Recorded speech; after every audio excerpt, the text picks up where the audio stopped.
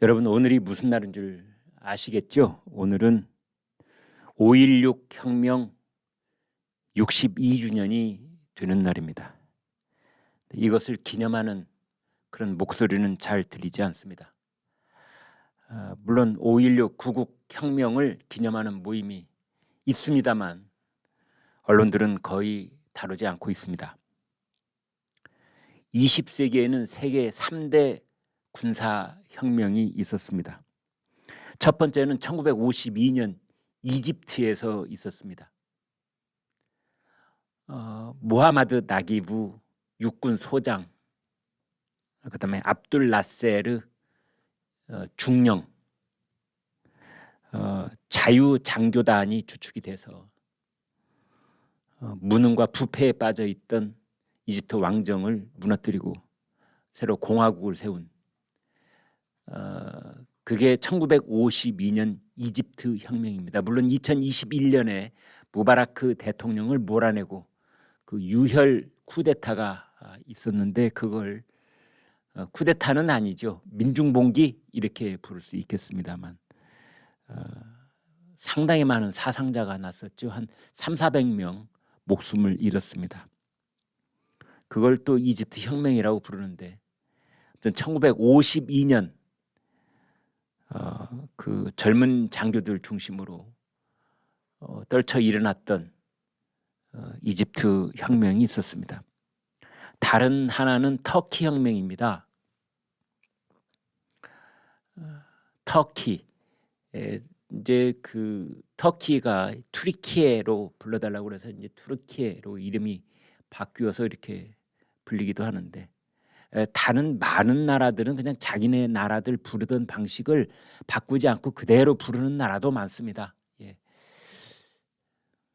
프랑스가 바꾸지 않고 그냥 부르더군요. 그게 중요한 게 아니고 터키는 1960년에 군사혁명이 있었습니다. 원래는 1925년에 있었던 그 혁명을 진짜 터키 혁명이라고 하죠.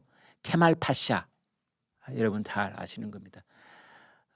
케말 파샤는 지금 터키에서 거의 국부처럼 숭앙을 받는 이제 그런, 그 우리로 치면은 뭐 이승만, 김구, 뭐 그다음에 뭐 그걸 좀 이렇게 다 합해 놓은 그런 국부 이상의 대접을 받는 분이 이제 케말 파샤인데, 그건 1925년에 있었던 일이고요. 그 뒤로 1960년에 38명의 젊은 장교들이 또 떨쳐 일어났던 그런 일이 있었습니다. 그리고 1961년 이제 5.16이 있었던 거지요. 그 중에 가장 흡사한 이제 혁명을 비교를 해 본다면 이집트하고 5.16입니다. 1952년 조금 전에 말씀드린 무하메드 나기부하고 압둘 나세르, 나기부 소장의 나이가 당시에 51세, 그리고 나세르 나이가 35살, 16살 차이였고, 그 뒤로부터 9년 뒤에 있는 5.16 박정희 소장 나이가 44살, 그다음에 김종필 중령 나이가 34살, 17살 차이였습니다. 이런 뭐 소소한 내용들이 중요한 게 아니고요. 1960년 기준으로 해서 말씀을 드려보겠습니다. 1960년 우리한테는 4.19 혁명이 있었고, 그로부터 한 달 뒤에 터키 혁명이 있었습니다. 그리고 10년 전에 8년 전이죠. 그때부터 정확하게 따지면 이집트 혁명이 있었는데, 1960년을 기준으로 해서 당시 이 세 나라의 1인당 국민소득, 우리나라가 한 150달러쯤 됐었습니다. 1960년에. 그 다음에 이집트하고 터키는 그 당시 우리보다 1인당 국민소득으로 따졌을 때 한 10배쯤 많았습니다. 한 400~500달러 이렇게 됐었지요. 그런데 1960년으로부터 약 60년의 세월이 흐른 2021년 1인당 국민 소득 대한민국은 35,000달러. 터키는 약 9,000달러쯤 되고 이집트는 4,5,000달러 그 수준에 있습니다. 이것은 세 나라에 각각 군사혁명, 젊은 장교들, 엘리트 장교들이 떨쳐 일어났는데 그 뒤로 나라를 책임진 이 장교들이 어떤 일을 해냈는가를 그대로 보여주는 겁니다.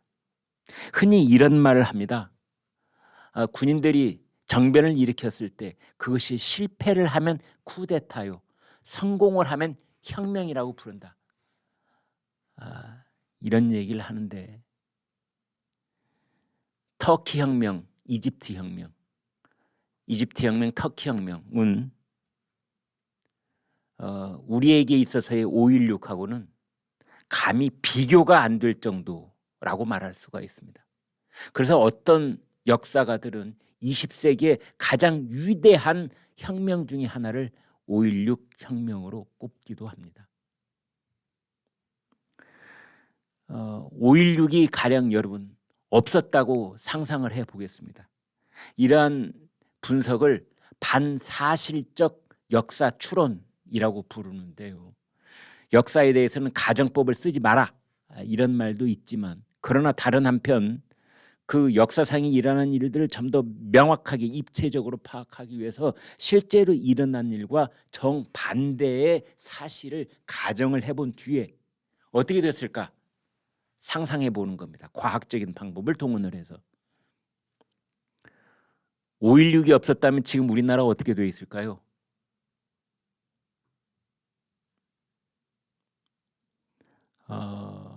그래서 그 많은 사람들은 20세기에 있었던 5.16에 대해서 시간이 흐르면 흐를수록 재평가를 하고 있는 것입니다. 지금 현재 시기 한반도에 살고 있는, 특히 대한민국에 살고 있는 국민들은 한반도라는 땅덩어리에 이른바 인류가 거주하기 시작한 지난 3만 년 동안 전 세계적으로 가장 잘 살고 있는 그런 시기를 구가하고 있습니다.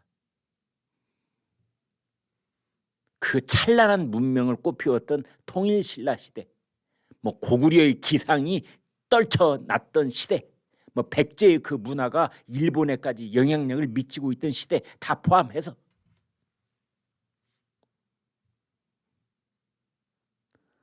그때까지 다 포함해도 지금 2021년, 2022년, 2023년 이 시기 우리가 전 세계에서 가장 한반도의 문화, 국력, 부강 가장 크게 꽃피우고 있는데, 그것을 거슬러 올라간다면 1948년에 가령 반사실적 추론을 이번에도 더 한번 해보겠습니다. 상상하기조차 끔찍한 일이지만 그때 만약 김일성이 어찌어찌해서 한반도 전역을 장악해버렸다, 먹어버렸다, 지금 이 땅에는 어떤 일이 벌어지고 있을까요? 여러분 상상해 보십시오. 그때 이승만 초대 건국 대통령이 굳건한 한미동맹을 바탕으로 한 나라를 세우지 않고 그때 중립급 비스무리한 나라의 그런 스탠스를 취했다든지, 중국이나 소련이나 미국과 사이에서 중립국 흉내를 내려고 했다든지, 지금은 어떻게 돼 있을 것 같습니까?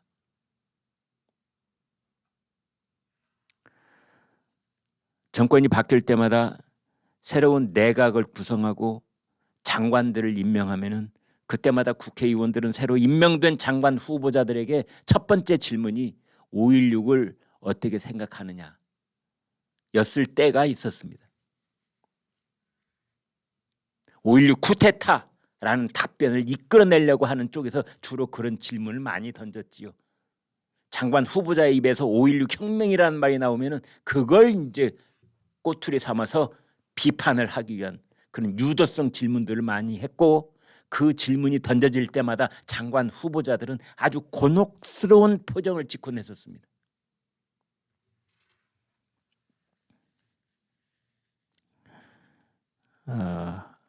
오늘 5월 16일